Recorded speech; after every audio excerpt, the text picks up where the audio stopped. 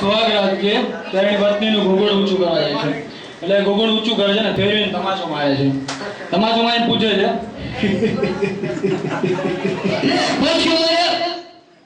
Coach क्यों मारे? कोई वजह नहीं थी फिर भी मारा. अगर वजह होती तो मुझे कितना मारा.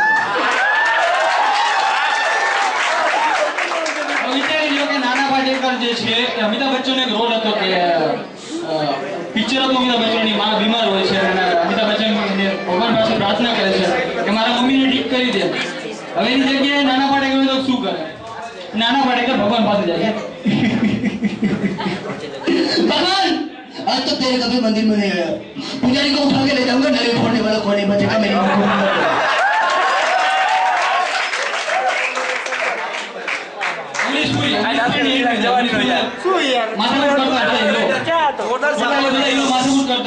અને એમાં અમરીશ પૂજા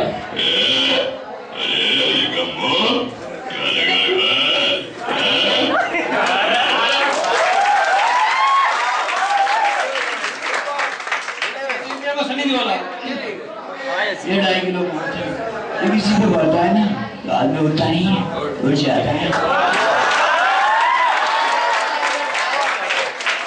ये आप लोग क्या समझ रही हैं?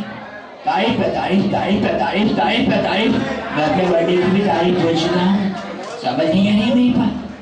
आप लोग हंस क्यों नहीं रहे हैं? अरे हंसो यार. अरे हंस ले.